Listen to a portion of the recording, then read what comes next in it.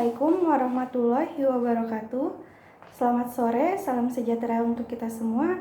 Saya Ngodevita, NPM-nya 181110013408 tahun angkatan 2018 dengan jurusan Akuntansi Malam di Universitas 17 Agustus 1945. Pada video kesempatan kali ini, saya akan menyimpulkan tentang ekonomi Islam menurut pandangan saya untuk memenuhi tugas dari Bapak Sunarto, SEMSI, yang mengajar mata kuliah ekonomi Islam.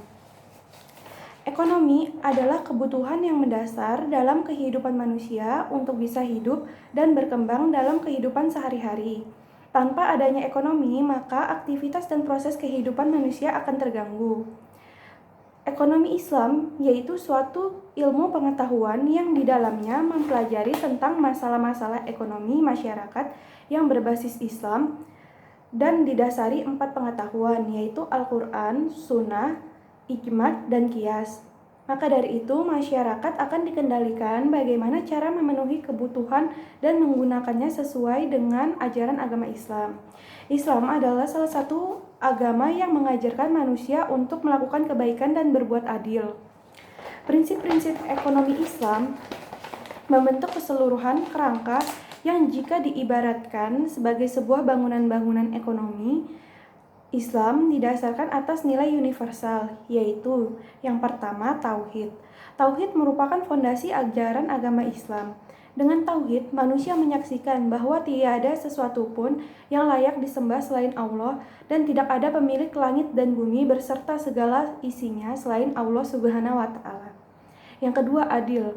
Allah tidak membeda-bedakan perlakuan terhadap makhluknya secara zolim. Manusia sebagai khalifah di muka bumi harus memelihara hukum Allah di bumi dan menjamin bahwa pemakaian segala sumber diarahkan untuk kesejahteraan manusia supaya mendapat manfaat daripadanya secara adil dan baik. Yang ketiga, nubuwah. Sifat-sifat utama Nabi Muhammad SAW yang harus diteladani oleh manusia pada umumnya dan pelaku ekonomi dan bisnis pada khususnya adalah sebagai berikut. Ada 4. Yang pertama, sidik, yaitu benar dan jujur.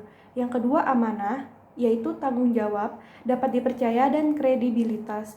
Yang ketiga, fatonah, kecerdikan, kebijaksanaan, dan intelektualitas. Yang keempat, tablik, yaitu komunikasi, keterbukaan, dan pemasaran. Kita lanjut, yang keempat ada khilafah. Dalam Al-Quran, Allah berfirman bahwa manusia diciptakan untuk menjadi khalifah di bumi, artinya untuk menjadi pemimpin dan pemakmur bumi. Yang kelima, maaf. Walaupun seringkali diterjemahkan sebagai kebangkitan, namun secara harfiah, maaf berarti kembali. Prinsip inilah yang diterapkan Islam dalam hal ekonomi. Islam juga mengatur tentang ekonomi, yaitu diantaranya yang pertama adalah kewajiban membayar zakat, infak, dan sodaqoh. Yang kedua, larangan berjudi dan mengundi nasib pada panah. Yang ketiga, membayar pajak, dan masih banyak lainnya. Ekonomi Islam bertujuan agar dapat terpenuhinya semua kebutuhan manusia, bukan hanya 1-2 orang, melainkan semua umat di muka bumi ini agar supaya mencapai kesejahteraan sosial. Tujuan ekonomi Islam adalah maslahah atau kemaslahatan bagi umat manusia, yaitu dengan mengusahakan segala aktivitas demi tercapainya hal-hal yang berakibat pada adanya kesejahteraan bagi manusia. Negara sendiri memiliki fungsi dalam mengaplikasikan prinsip kewajiban timbal balik dengan cara mengatur warganya supaya memenuhi hukum-hukum yang sudah diatur oleh Islam sehingga tercapainya kesejahteraan bagi umat manusia.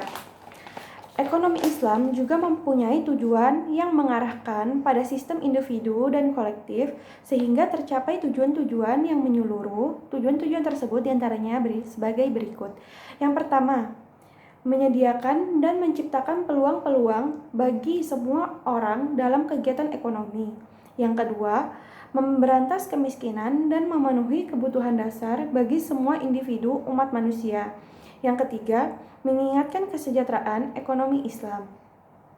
Dengan pemaparan di atas, akan terciptanya pertumbuhan ekonomi Islam secara cepat, karena terciptanya lapangan kerja serta adanya kejujuran dan juga keadilan dalam setiap individu masyarakat, sehingga masyarakat bisa hidup dengan sejahtera. Berikut kesimpulan saya mengenai ekonomi Islam. Mohon maaf jika kurang lebihnya. Sekian dari saya. Assalamualaikum.